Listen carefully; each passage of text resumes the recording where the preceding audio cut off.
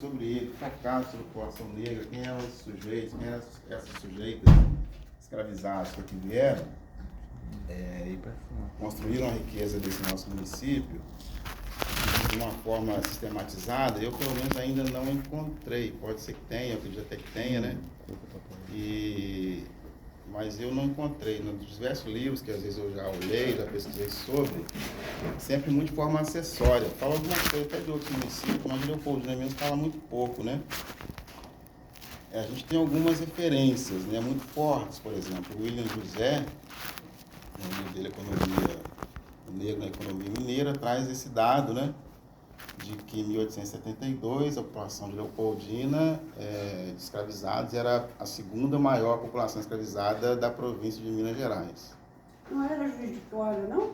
Tem esse dado de fora. No censo, Leopoldina aparecia como primeiro, só que depois, posteriormente, foi visto que Juiz de Fora tinha uma região que não havia sido recenseada. E, então, tinha muitos escravizados nessa região, estava né? em primeiro lugar, né, compadre? Estava em primeiro lugar, mas depois, com essa recontagem, por assim dizer, Juiz de Fora acaba sendo a primeira, mas com uma diferença não muito grande, né? De 1000 Em anos. relação a Leopoldina, mas proporcionalmente Leopoldina teve essa presença de escravizados muito forte, né? Até porque o município era bem maior, né? Sim. Vários. Cidades em volta, cidades vizinhas que pertenciam a Leopoldina. Exato, depois foi se desmembrando, né, Simão? Com o tempo, as Cataguases pertenciam aqui, né? Jerita, Palma, Recreio, Laranjal. Era um município realmente muito grande. Mas a gente sabe que, assim, se a gente for lançar um olhar assim, com o declínio da mineração, né, nas cidades que não tinham esse ciclo econômico no nosso estado, e a gente já abordou isso nas edições, né, começou-se, então, as populações mais residiam a migrar para essa região da Zona da Mata, né, os sertões proibidos, né, sertões do leste, a área da mata proibida. E com essas pessoas que vieram, esses proprietários, etc., vieram também as escravizados, né, que tinham que lavrar a terra, que tinham que fazer todo o trabalho, porque lembrando que em pleno período da escravização, né, gente? Legal, infelizmente ainda, né? E esses escravizados vieram, logicamente, com esses senhores para trabalhar a terra, para lavrar a terra, e os diversos autores que eu tive a oportunidade de ler falavam exatamente isso. Olha, a riqueza de Leopoldina, né, na Zona da Mata, sem o escravizado, sem aquele que foi escravizado, não teria sido possível, porque eram eles que faziam tudo, e toda essa riqueza foi construída a partir mesmo do trabalho escravizado. Sobretudo com o advento do ciclo do café, né, da cultura do café aqui na nossa região. E o William José, nesse livro mesmo, ele vai trazer isso, né? Olha, o escravizado, ele construiu a riqueza, que enriqueceu os senhores, né, de escravizados. Esses senhores foram economicamente empoderados, também politicamente, elegiam seus representantes que trabalhavam na questão política para evitar a emancipação desses escravizados. Então, é um ciclo vicioso, né, em que a riqueza produzida pelo escravizado, pela escravizada, enriquecia os senhores que se utilizavam dela para manter o escravizado. E sem contar que esses próprios senhores muitas vezes usavam as negras e tinham filhos com ela, e esses filhos daí começavam já a ter o problema de um filho sem. Por exemplo, o meu filho não foi registrado pelos pais. Mas no tempo da escravidão já tinha isso. O senhor de engenho pegava aquela lá que ele queria, aquela engravidava, tinha filho e tudo. Então o eu começava daí profundamente. Isso, então assim, O eu total. O que eu pensei foi um pouco isso que a Tereza. Vamos fazer o seguinte, como os registros históricos, né, não são tão grandes, né, vamos fazer a partir da nossa conversa, nosso diálogo, da nossa memória oral, que é um pouco mesmo da tradição da população negra, né?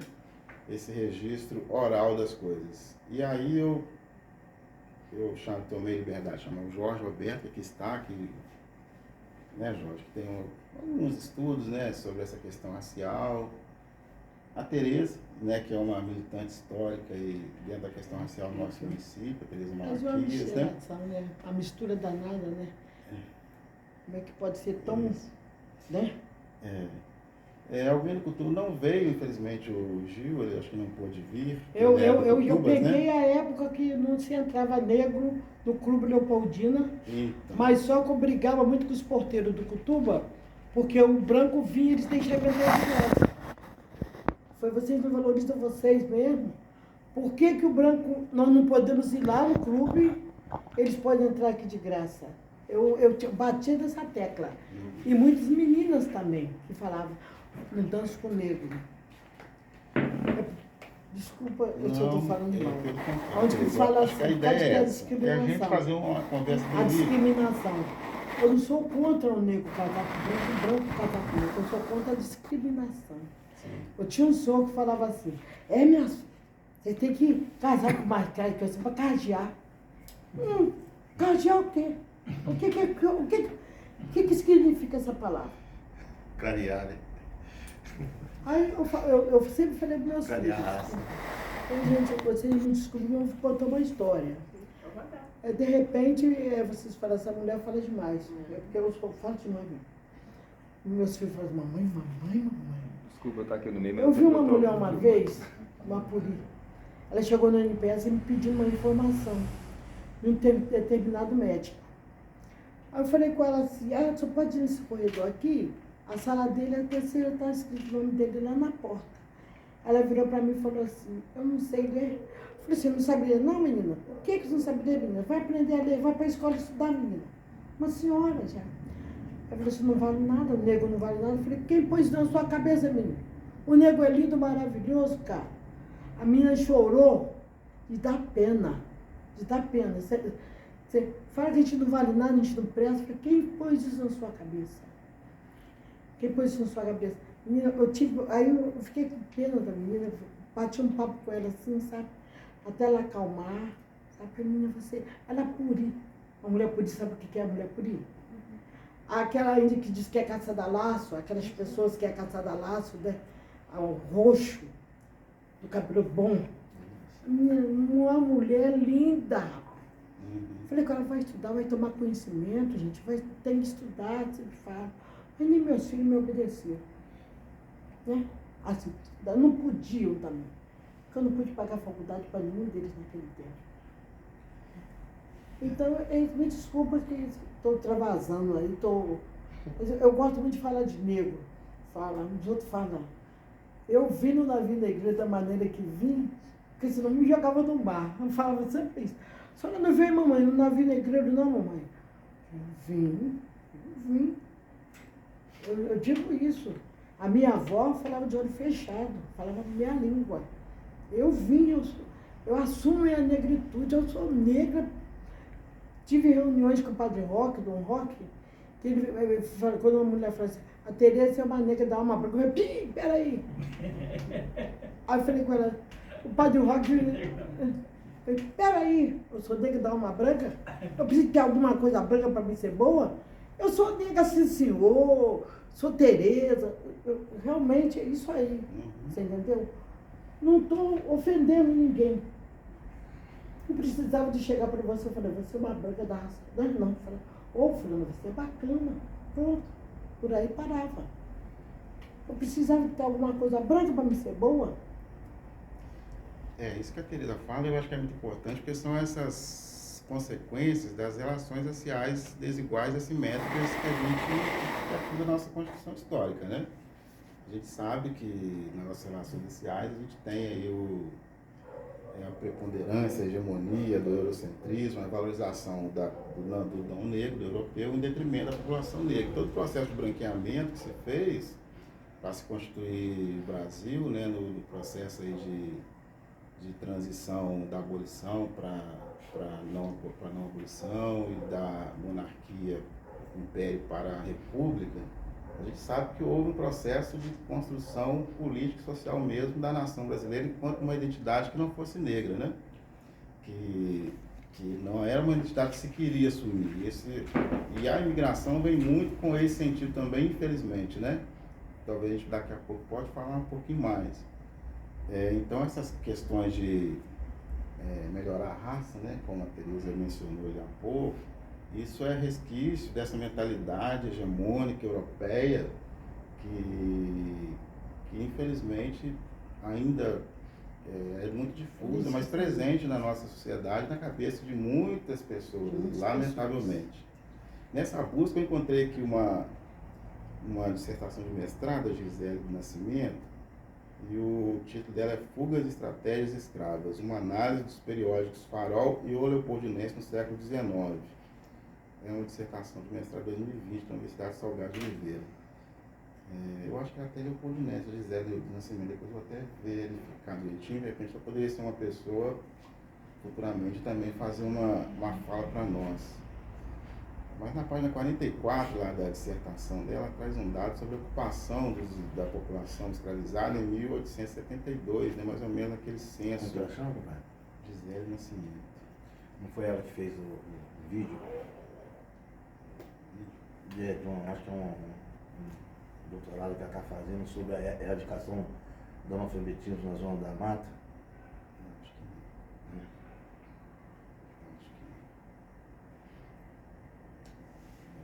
não. Enquanto você acha, deixa eu falar uma coisinha. Há pouco tempo eu estava lendo, não sei se eu vou estar no foco. Há pouco tempo eu estava lendo também um artigo de alguma pesquisa, agora eu não vou saber falar o nome de quem. E aí ela falava das origens dos que vieram para cá, né, a Zona da Mata, porque a primeira leva de colonização aqui, depois que começaram a chegar o Manuel Antônio e os Lacerda, os Brito, os Neto e tal, eles já vieram com seus escravos, suas famílias longas, com famílias grandes. Então, para trabalhar na lavoura, tinha os filhos e tinha alguns escravos, não muitos. Isso as primeiras levas de pessoas brancas que vieram para cá. Provavelmente tentaram colocar os índios, provavelmente não, segundo relatos, tentaram colocar os índios também trabalhando para eles, como colonos, né? Alguns conseguiram, outros não, alguns índios trabalhavam nas lavouras, faziam bicos e tal, mas os índios eram mais intermitentes, assim, eles não ficavam ali como empregados ou como escravos, eles trabalhavam um dia, outro dia não iam, não é cultura dos indígenas ficar trabalhando sol a sol, tá? Aí a primeira leva então veio com essa pequena quantidade. Depois, com o café, já aí na segunda metade do século XIX, é que veio uma necessidade muito grande de mão de obra. E aí, nesse caso, enfrentaram problemas, porque não podia mais o tráfico interatlântico, não podia mais o tráfico vindo da África, né? Foi proibido em 1850. Então, tinha que contar com os que já estavam no Brasil. Aí houve muita migração interna. Então, para nossas lavouras aqui, o que eu li é que veio uma grande parte do estado do Rio, do Vale do Paraíba, das fazendas ali, da região de Vassouras, Valença e tal, mas veio também da corte, depois de 1877, de trem, inclusive, que já tinha o trem. Mas veio também muitos do Nordeste. O Nordeste forneceu muitos escravizados para trabalhar aqui nas lavouras de café. E tem registro, no caso de uma de Cataguases, da fazenda, acho que da fazenda, o maior fazendeiro lá de Cataguases era um desses, Coronel Vieira, essas ruas lá de Cataguases. E ele tinha 120 escravos.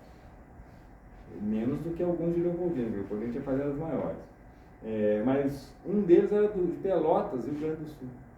Então, quer dizer, veio do país inteiro para cá, porque aqui era o local que mais demandava mão de obra na segunda metade do século XIX no país.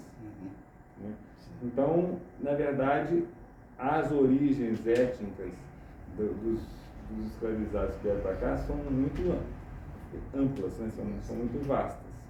Então, assim, a etnia de quem está aqui hoje provavelmente veio de vários lugares, inclusive da África, porque a África também veio gente de vários lugares para o Nordeste, para cá, para o Rio, né, para São Paulo, quase sempre separavam as famílias, né? Vinha a família, pai, mãe, filho, tudo separavam. Cada ia para São Paulo, separava para não ter facilidade de comunicação. É. É uma das estratégias, né, de divisão. É.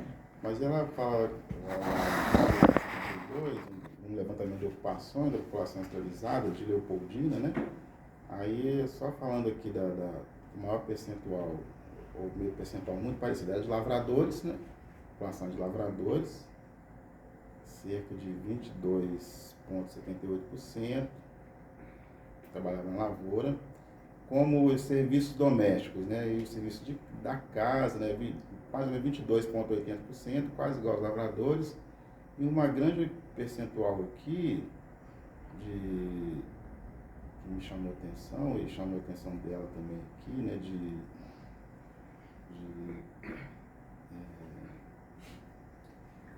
22%, praticamente também, se diziam como desocupados, quer dizer, sem ocupação.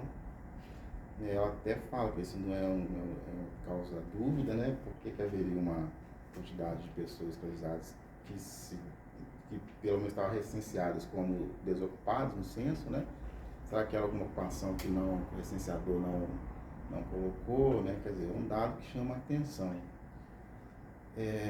E aí a gente tem algumas outras referências da população negra em Leopoldina a partir das fugas, né, dos escravizados das fazendas, né? E aí uma fonte muito consultada nos diversos materiais é o jornal Leopoldinense, né? Que teve a sua primeira edição em 1879. Então a gente já está aí quase na abolição, naquele período já da campanha abolicionista, né?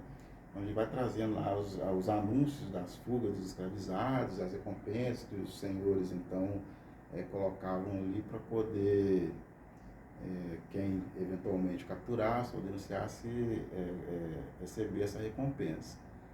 E aí a Gisele vai dizer que a partir da abolição, 1888, praticamente esses anúncios desaparecem no jornal, e o jornal dá muita atenção para a imigração, né, italiana e tudo, que é como se o negro, a partir de 1888, com a abolição, deixasse de ser objeto até de merecimento de alguma notícia no jornal. Quer dizer, um apagamento, né, que se dá a partir da abolição, né? Dentro desse contexto de branqueamento. Dentro desse contexto de branqueamento da população, né? Que era a política governamental da República. Que era a política governamental. E a partir daí a gente tem esse limbo, né? O negro pós-abolição. Esse é objeto de alguns estudos, alguns livros, né? O Manolo Florentino, Flávio Gomes, se dedica muito a estudar isso. Eles estudam muito algumas regiões do Brasil, né? Essa pós-emancipação. A história do negro não é muito aberta, né? Acho que por lá daí da Paraíba aí tem muitas coisas onde os navios paravam, a gente pode pegar muita coisinha por esse lado. Eu vi o livro uma vez, que eu achei uma coisa mais linda. Eu acho que é por causa disso que muitas vezes eu abomino a política, porque desde aquele tempo o governador de Paraíba queria que o Zumbi, queria que fosse liberto os negros do Palmares. O Zumbi não aceitava, não é isso? O Zumbi queria o outro rei, e o que o Zumbi fez? Envenenou o outro rei e tomou o lugar. São muitas coisinhas assim gostosas, e há muito tempo o Zumbi também podia fazer muita coisa errada, né, Wagner? A gente não sabe, né? A história é um jogo de narrativas, né? E tem muitas como tinha o Jorge Mano Velho, porque o poceiro que passava essa terra é minha, porque passa o rio ali, que cercava era dele, andava muito pelos morros, é onde ele combateu deu de cima do Zumbi, porque ele conhecia aquilo ali tudo, andava muito para aqueles lados. É uma coisa muito interessante, né? A gente não saber a verdadeira história da gente. Porque, igual outro dia, meu neto, meu Juninho, meu sobrinho, falou: Tia Tereza, vamos fazer uma árvore? Fala aí, árvore genealógica. Como é que eu vou fazer isso? Como é que nós vamos fazer? esse apagamento. O meu bisavô. dificuldades da nossa história é essa, né? A gente Não, o construiu meu nas bisavô é Clemente de Tal. Porque dizem que era assim, né? Esse fulano é fulano de... Qual o sobrenome? Ah, Põe de Tal. É. Então é uma coisa. Eu tenho sangue assim mesmo, negro mesmo, sabe? Eu adoro ser negra. Foi quando eu estava contando a história, o Dom Roque falou, Tereza, o que você prefere? Você aceita isso aí? Eu sou negra mesmo. Eu não precisa ter nada branco para ser negra, não. Para ser boa, não. Tereza negra bacana. Não me importa que me chamam de negra. Eu sou negra, sumida. Você entendeu? Porque tem muitas pessoas, eu não sou africano, essa mistura danada aí, misturou tudo aí, gente. Aí, Jorge, eu queria passar um pouquinho a palavra para você também, né? Você, eventualmente, também abordar um pouco dessa história, daquilo que você tem de memória, que eventualmente você já pesquisou, enfim, problematizar um pouco essa questão racial leopoldina, né? Eu tenho que trazer alguns elementos para a gente também. Eu queria ter assim, é uma experiência, né? A questão da história mesmo, de história é muito pouco, né? Então, essas experiências, por exemplo, de 1962, tive a oportunidade, eu vou dizer, na verdade, né? Eu posso até me considerar, de certa forma, privilegiado. Foi o último filho, né? Fui o último filho da família, então tive muitos privilégios, né? Cheguei a estudar depois eu conto que fui observado durante 5 anos. Então, assim, estudei logo aos 12 anos de ir para o anexo, estudei no anexo, passei para o ginásio, fui estudar particular em Juiz de Fora, primeiro vestibular foi de medicina, vivi por lá, trabalhei no exército, aquela coisa toda, né? Mas, assim, nesses períodos, por exemplo, eu observei uma coisa que não é muito dita, que nós também tivemos uma elite negra consciente aqui no povo. Dentro da minha família, por exemplo, se ficava horrorizado se alguém falasse que ia casar com um branco. Ficava horrorizado. O meu pai não admitia de jeito nenhum, né? Eu tenho experiência de uma prima que foi viver com a gente, ela foi se casar exatamente, ela foi namorar um rapaz dessa ascendência puri, né? Bem moreno, com cabelo liso, e ficou horrorizado com aquela situação. As minhas irmãs, por exemplo, não trabalhavam em casa de família. Porque é aquelas histórias, né? Os patrões, muitas vezes, para iniciar, né, os filhos na arte sexual, se utilizavam muito das empregadas. Então, jamais foram admitidas que elas trabalhassem, por exemplo, em casa de família. Tios, na época, por exemplo, em 1960, já no Bela Vista, já tinham casas, já 2 andares, geladeira, carro, né? Alguém deve se lembrar o seu Quito, que foi tão agrimensor, muito falado na cidade. E todos eles, nenhum deles na família praticamente, ninguém se casou com branco. Os mesmos que vieram da roça e receberam auxílio da família, né? Das famílias que já viviam na cidade. E todos eles seguiram seu itinerário, estudaram, muitos foram para o Rio de Janeiro, hoje tem formação acadêmica. Então, assim, nós tivemos essa elite aqui dentro. O problema é que na roça ainda, o que aconteceu? Muita gente ficou na roça, também tive parentes na roça, muitos filhos eram levados para trabalhar no Rio de Janeiro, né? E meninos que, inclusive, passaram por esse processo de ter, de servir, né, com experiência para os filhos dos patrões. Mas foi assim, na família foi um caso raro, mas também teve. E durante aquele filme que eu estava fazendo, Mansão das Terras, e até passo para esse problema, de que quando se aboliu a escravidão, esse processo continuou, né? Eles continuaram sendo, por exemplo, explorados. Quando eu estava fazendo o filme Mansão da Serra, encontrei um rapaz, ele estava candeando boi, aí perguntei para ele se ele não estudava. E ele falou assim, não tem como é que eu vou estudar? Paro às 10 horas da noite, 5 horas já estou levantando outra vez para poder, sou retireiro, de tirar o leite das vacas e entregar o leite às 7 horas da manhã. E isso aí não foi só com ele, existiram muitos casos assim. Então esse processo continua. E a troco de quê? Da casa, né? Alguns quilos de arroz, caso feijão, leite. Quando surgiu o gás, então eu recebi um botijão de gás por mês. Então esse processo surgiu. Mas aqui a gente teve, inclusive, o próprio Cultura, eu estava lá dando uma palestra na quinta, até o Pico, né? Pico comentou, e achei muito bonito, famílias empenharam suas casas para poder fundar o Clube de Cultura. Então a gente tinha um pessoal, né, consciente e que não aceitava esse tipo de situação. Eu acho que a coisa se degringolou muito, acho que foi exatamente quando foi que sempre existiu essa ideia da democracia racial, mas muitos negros sabiam que isso não era verdade, né? O que acontece? Quando houve essa abertura, né, essa questão democrática, nos anos 90, é que as pessoas começaram, então, aí que começa o processo, na verdade, o processo do branqueamento, né? As pessoas começam, mas assim, sem consciência. É a que a gente vê hoje, como exemplo, jogadores de futebol, né, que nem tem necessidade de fazer isso e fazem isso daí. Né?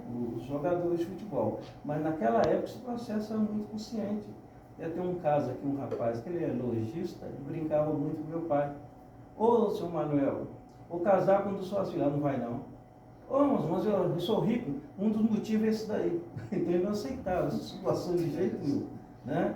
Mas assim, se empenharam muito. Por exemplo, chegava no mês de abril, naquela época a gente não tinha, né, nem esses livros que o Estado mandava. No mês de abril meus livros já estavam todos comprados, né? Tive acesso, né, através da admissão do ginásio. Então assim, existia essa elite. Todos os primos, muitos primos foram para o Rio, se formaram, hoje estão bem de vida lá, com faculdade pronta, os filhos também seguindo o mesmo caminho. Eu acho que focar nisso é o momento em que isso se perdeu. Que momento que isso se perdeu. Aí vem essa falsa, né? Aí sim, aí começa o negro a achar que não existe racismo. Aí que a coisa se perdeu e nós perdemos nossa identidade, foi exatamente nesse momento. E mesmo, por exemplo, essa criação que eu tive, aos 12 anos, comecei a estudar no anexo, o que aconteceu? Eu sempre vivi, na verdade, no meio branco. Né? Mas aí, João, deixa eu te contar uma coisa, desculpa interromper você um pouquinho. Mas aí você já estava vivendo essa época boa, porque teve uma época que no ginásio não se estudava negro, qualquer negro. No ginásio estudava o filho da Cola, filho o Adilson, aquele que tem o Jequinha, irmão dele que foi jogador de futebol. Não era qualquer família escura que estudava. Era, sabe como é que é? Era só o negro de elite. Não, pois é, estou contando a minha experiência a partir, né? Daí você melhorou daí para cá. A minha época de 62. Então, assim, havia muitos, embora eu tenha vivido muito, né? A partir daí, depois fui para a gente fora, estudei em colégio particular, fiz os astros. Então, assim, sempre tive contato, mas nunca tive um relacionamento com mulher branca. E assim, não é por questão, simplesmente aconteceu, nunca tive, né? A minha esposa foi negra, as namoradas, tudo. Mas essa consciência que já se trazia de dentro de casa. Né? Então existia, não era só com meu pai, toda a parentela, eles pensavam dessa maneira e construíram. Né? Nós tivemos uma experiência boa, o meu pai teve nós temos uma chácara nas Três Cruzes, então aconteceu o seguinte, ela foi fruto de que um antigo policial militar gostava muito dele, fizeram um acordo, né? Mas uma sociedade muito boa mesmo. Ele levava toda a alimentação dos porcos, comprou o terreno e meu pai simplesmente cuidava, ele dividia 50%. Ele foi embora e deixou a chácara para meu pai pagar do jeito que pudesse.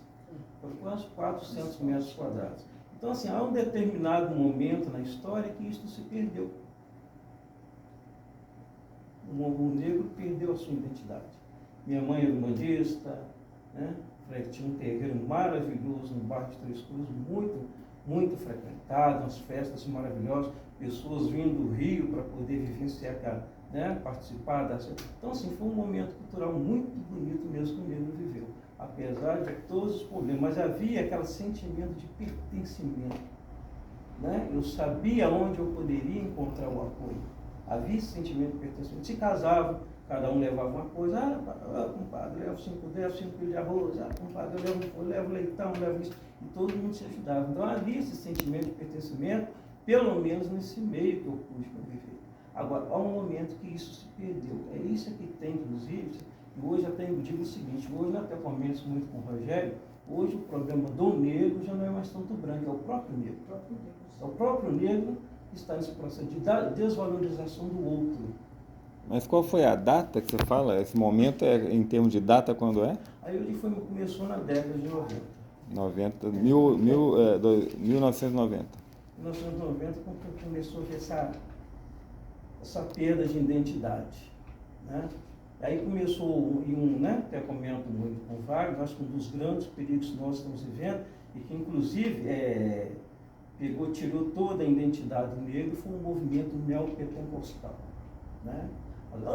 Não é verdade, né? Você vê, por exemplo, aquela época, por exemplo, assistia muito a missa, o padre realmente metia o pau no candomblé, metia o pau na umbanda, mas isso foi com o tempo feminizando. E aí com a entrada do neopentecostalismo, é que o negro totalmente se perdeu, né?